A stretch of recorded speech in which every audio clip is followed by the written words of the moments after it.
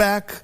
You get the player at 3. You get back into the first. You maybe get the quarterback of the future. And then adding a ball player in Cam Scadaboo, too. How do you feel about the draft in totality? Yeah, I gave him an A. If Abdul Carter potentially is the best player in this class, Cam Scadaboo is the toughest, and it may not even be close.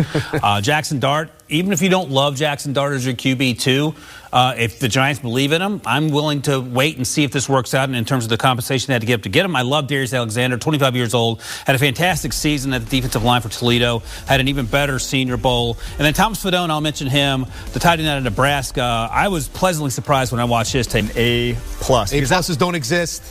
Outside of the Jackson Dart pick, which I admit he has tools to develop. He's a great developmental sort of quarterback, and he's in a great spot to develop because he's not going to get thrown to the wolves right away. But outside of that one, every single player was higher on my board than where he got drafted. That's a no-skip sort of draft. You love those. When that's the case, you got to give it an A+. And the one I want to give a shout-out to is Marcus Bowe, the Purdue tackle. Came off the board at 154. I had him about 70 places higher on my draft board. I think he could start right away for them at that right guard position. This was truly one of, if not my favorite draft in the entire class. All right, so we call this the bangers-only draft from the New York Giants. I know Giants fans are happy to hear that from the lips of Mike Renner. Taking our talents now to Dallas.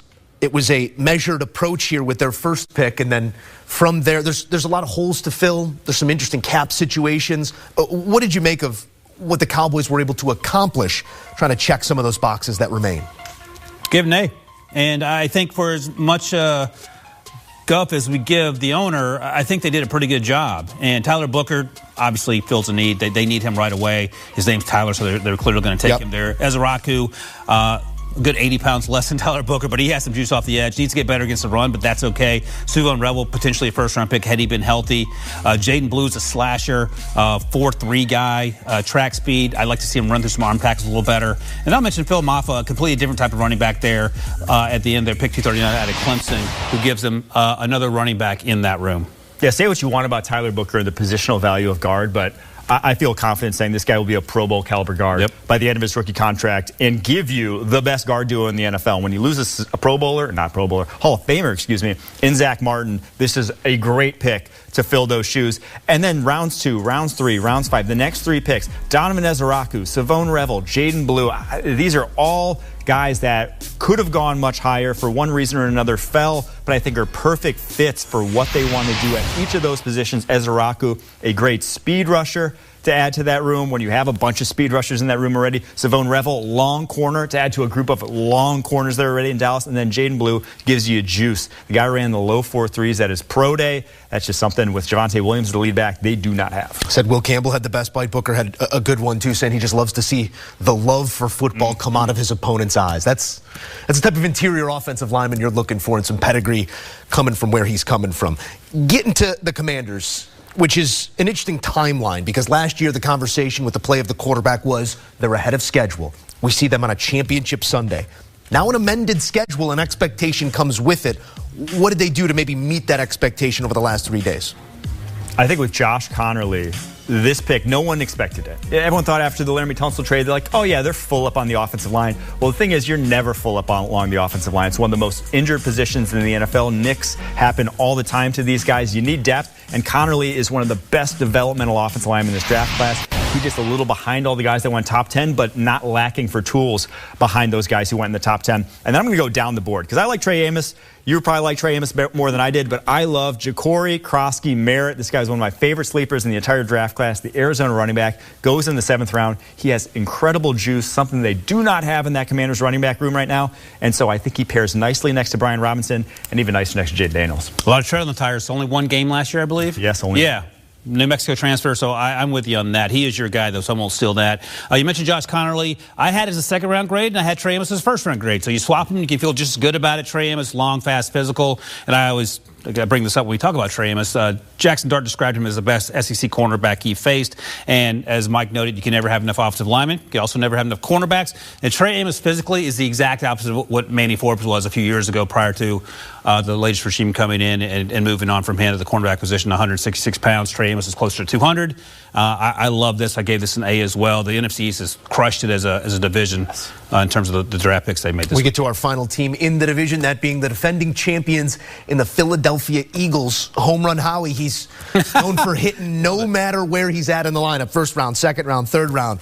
You take a look at what he was able to acquire in terms of talent. We made sure we did get a Georgia Bulldog, some other SEC talent there as well. Ryan, when you look at Howie Roseman's latest masterpiece, is it that?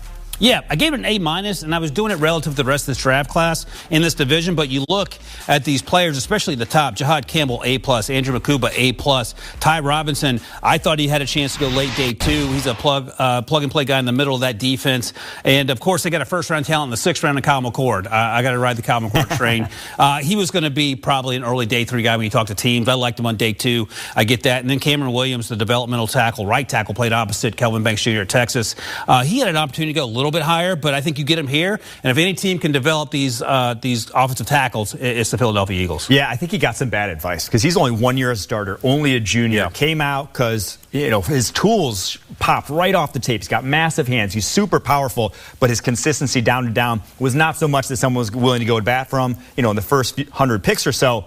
But to get him there where, if anyone's developed these offensive linemen late in drafts, Jeff Stoutland in this Eagles team, I expect him to be either a starting guard or starting tackle at some point by the end of his rookie contract, and obviously doesn't have to get thrown to the Wolves right away.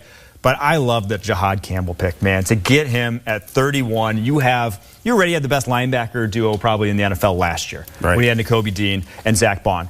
This just takes it to a level that, in Vic Fangio's defense, I'm not going to say Patrick Willis and Navarro Bowman. I'm not going to put it at that level. But it might be as good as we've seen outside of that duo in the past decade at some point here in the next couple of years. Stoutland University, as we mentioned, with a couple new admittance. We'll see what the Philadelphia Eagles can do. What they are looking to do is something that has been done in over 2 decades. That's win the NFC East back-to-back seasons. A minus number to do so. Of giving him a jump ball target in Ted McMillan. I think Xavier Legette gives you a little more juice down the field. We talked about, what was it, the Chiefs game? Had he caught that? Similar in body type, not ability, my point. Yeah, no, absolutely. But they came back and got a different body type in Jimmy Horn Jr., who will have some return opportunities as well there. So I think, and we talked about this with the Texans, you never have enough big targets for your quarterback. So I'm all on board with this. You can quibble about whether number 8 overall is too much. I'm okay with it. I love the edge rushers they got in rounds 2 and 3 because they had to get better on defense. And I think Cam Jackson, huge defensive lineman who I liked a little bit more than where he was drafted. And then Mitchell Evans, your guy at Notre Dame, I thought was had a really good season. Not necessarily dynamic, but he can do a lot of what you ask him to when you have JT Sanders there as well. So I love this draft. I love what Dan Morgan did. I love what Dave Canales is doing. I'm excited for this team. This is an A draft for me. And nothing really down the board from round 3 on. Those are whatever to me. But pick 1 and pick 2, home runs. Tetero and McMillan, the 2 most valuable positions outside of quarterback in the NFL. I think they just nailed it. Ted McMillan, he is the best pure wide receiver in this draft class. Travis Hunter, whatever, 2-way player.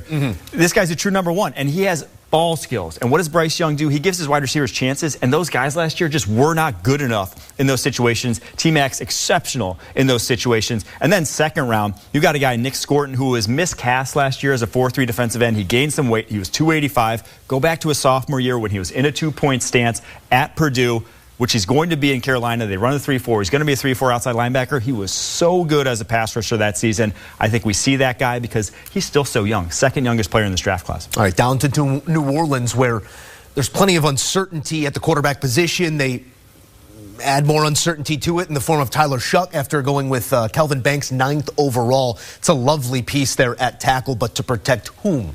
Ryan Wilson. Yeah, we'll find out. We don't know what Derek Carr's future is going to be. They have Jake Haener and Spencer Rattler on the roster. They got Tyler Shuck at pick 40, and we'll all find out together. But Kelvin Banks, we know exactly what he's going to do. Ryan Ramczyk is retired. Trevor Penning, 5th-year option, not picked up, and he has struggled. Looking down the board there, I love Jonas Sanker out of UVA. They didn't have a lot of things to be excited about at UVA football last season, but Jonas Sanker was one of them. Danny Stutzman, got some run as a top 50 guy early in the fall, and then Quincy Riley is a get-after-it, undersized cornerback who plays really tough. And Devin Neal, talked to him at the Senior Bowl, ran to the 4.5s. He plays much quicker than that. So they're adding pieces, and this team is certainly better than they were 3 days ago. But the question, Mike, of course, as I give them an A-, is who the quarterback's going to be. Yeah, that's obviously the biggest question mark, but it just wasn't a draft to really add quarterbacks. So that's the biggest sort of weird pick for me. Tyler Shuck, top of the second round, just not a great track record of guys in that range. Right. So you've seen it at the NFL, especially when they're, going to be 26 years old as rookies. But I think they have 6 guys who within their rookie contracts could be starters. I love this draft. It's an A draft for me. Kelvin Banks was my OT1.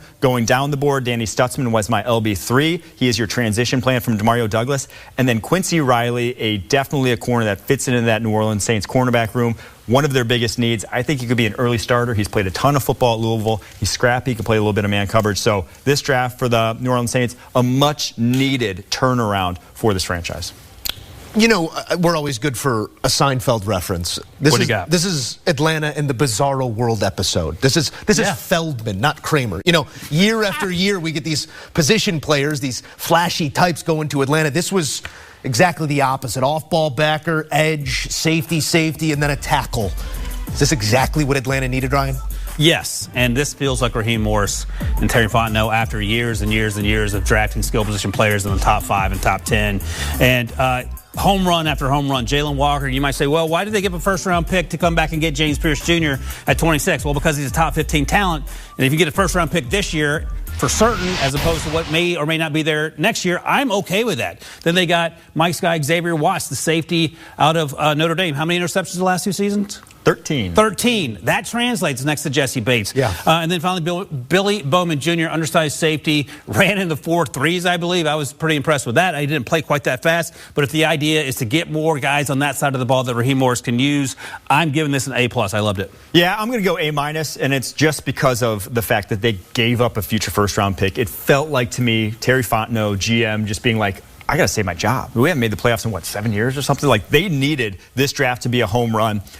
But I do think it is going to be a home run. So that's the only reason. Like, those edge guys are high-end athletes. They're perfect for Raheem Morris' scheme. And I've been doing this a decade, draft analysis.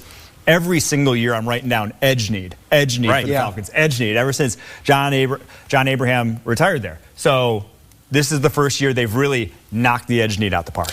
The Tampa Bay Buccaneers have presented us the most consistency in this division going on like a half-decade now. And taking a look at their board now, it's Emeka Egbuka to shore up that passing attack. And I know you guys have your wide receiver ones. I know I didn't do a full ranking. I love Emeka Egbuka and what he represents in a maybe post-Godwin era in Tampa Bay. It's an aging group. It's an injured group coming back. And it's a passing attack and a quarterback that loves to work that ball out into space. What does Egbuka do, and what did you like beyond it, Ryan? Yeah, well, I'll tell you this. I was going to say I don't want to tell you this, but I do want to tell you this. The Buccaneers were going to take Ted McMillan had he been there. Oh, wow. But you were exactly right. Professional receiver.